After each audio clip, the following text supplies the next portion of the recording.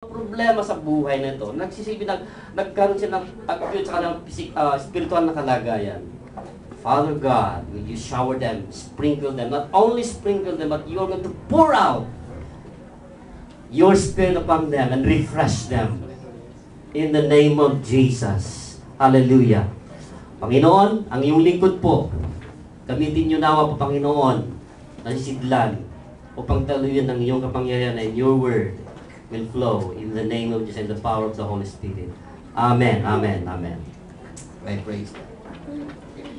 Okay, so dito po, ang background na naman po, yung Acts chapter 1 verse 8. Ito po yung last word ng ating Panginoong Jesus.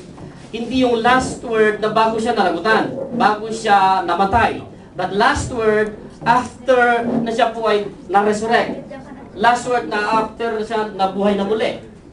After he was risen from the dead. Mayroon po siyang last word na binitawan. And that was found in verse 8. Acts chapter 1 verse 8. Ang sinabi niya dito is, you shall receive power when the Holy Spirit has come upon you. And you shall be my witnesses to Jerusalem, Judea, Samaria, and to the end of the earth.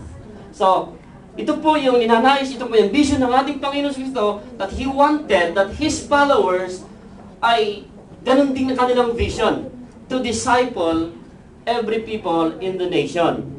Yun po ang kanyang ninanais. Dahil, alam niyo po, dito nagsimula sa Book of Acts, dito po nag-explode yung unang mga Christians. Dahil, na-disciple ng Panginoon for how many years, ilang ano lang, but after, na-receive nila ang kaloob, ang promise ng Panginoon, nag-explode po ang Kristyanismo. Alam niyo po, kung ilan po ang tumanggap, after that, 3,000 na mga kaluluwa. Yun po ang resulta. Nung natanggap nila ang kaloob ng banal na Espiritu. Ito yung promise na inasam-asam na mula pa doon sa lumang tipan. After 50 days after the cross, it was harvest. In the Greek, sabi niya kasi, dinefine natin yung Pentecost, ang ibig sabihin is 50 days after. So 50 yet.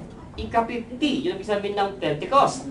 So 50 days after the cross, it was a harvest ng mga kaluluwa. And ang resulta is 3,000 souls. Imagine po mga kapatid, kung tayo pagpapalain ng Panginoon, 3,000, hindi na pumagkasa dito.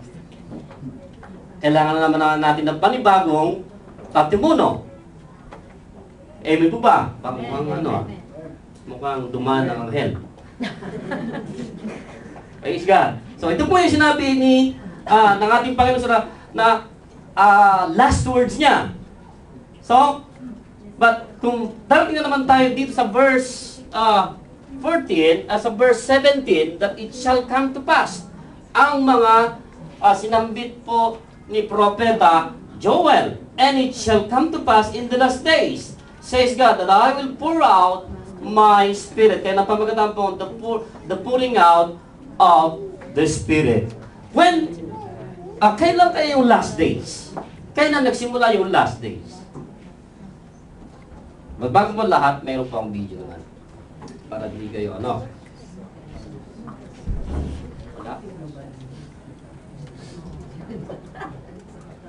Wala. Hindi na bale. When it will be the last days? Kailan po nagsimula ang last days? When? In the last days says, sa verse 17, in the last days says God, I will pour out my Spirit. Kailan po nagsimula ang last days? Bagong lahat, no? Patalastas muna.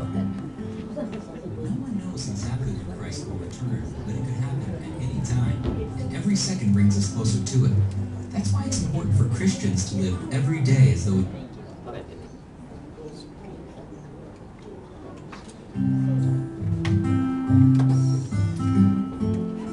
no one knows exactly when Christ will return, but it could happen at any time, and every second brings us closer to it. That's why it's important for Christians to live every day as though it's our last day on earth. This is what I have done every day for the last last 3 months. Wake up early, eat ice cream for breakfast, skip work, because who wants to work on their last day on earth? Tell my landlord that I don't have the rent, but it doesn't matter because Jesus is coming today. Call all my non-Christian friends and tell them each goodbye and tell them to send me a postcard from hell. Get dressed up in my nicest suit and climb up on the roof with a big sign that says, "Welcome, Jesus," and wait for the special moment to come. I do this every day. And even though my landlord is suing me, I've lost my job, and my non-Christian friends block my calls, I truly live every day as though it's my last. These have been Deep Thoughts from a Shallow Christian. Okay, nalalapit na talaga ang pagdating ng ating Panginoon, di ba ba? Eh, mayroon po kayong mga utang, sana dumating na pang Panginoon. Sabi niya, no? Chotomate, mana. So, dumating ka na, Lord, kunin mo na kami, para makaiwas lang sa ano, no? Sa mga babayarin. But when? Where's the last days? Verse 17, at itong verse 17, kinuha po ni Brad Pitt doon po sa Lumang Tipan in the book of Joel.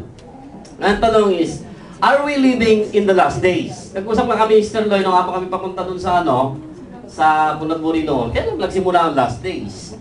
Nung bata pa ako, naririnig ko na sa aking mga magulang at sa aking lola na, Apo. Ay, si Lucano yun, Apo. Nabubuhay na tayo sa ano. Malapit na ng ano, darating ang araw, marami ng pabalaghan na lumalalabas niya, mga youth, magdalaw niya. Ano na. Eh hanggang ngayon, last days pa rin, naririnig. Diba? Ilang taon na ako. Hindi ko na sabihin sa inyo. So, ibig sabihin, kailan nagsimula ang last days? When? Okay, sasagutin po ng Biblia. Bago po ang lahat, are we living in the last days talaga? Tayo nga ba ay nabubuhay na sa mga huling araw na? Lagi sinasabi ng Biblia, lagi sinasabi ng mga preachers, we are living in the last days. Malapit na ang pagdating, humanda ka. Nakahanda ka na ba, kapatid? Ano ito mo yung katabi? Are you ready? Christ will return at any moment. Sabi ng ating Panginoon, di ba? At any time, maybe tomorrow, para pag-uwi natin alam. Maaaring babalik ang ating Panginoon. Ang tanong is, tinanong niyo kanina, are you ready? Kayo ba'y handa na? Amen? Are you ready? Amen. Now, this afternoon, are you ready for the outpouring of the Holy Spirit? Amen. Yun, kukunti lang po makakatanggap ngayon. Are we living talaga? Okay. Sasagutin po ng Hebrews chapter 1 verse 2, in many and various ways, God spoke of old to our fathers by the prophets. But in these last days, He has spoken to us by a Son. Sino po yung Son? Walang iba kundi ang Panginoong si Kristo. Okay? Other again, 1 Peter 1:20, He was chosen before the creation of the world, but was revealed in these last days for your sake. Sino naman po yung ano? He was chosen before the foundation of all the creation of the world. No other than the Son of God, Jesus Christ. Again. Okay? 1 Corinthians chapter 10 verse 11, these things have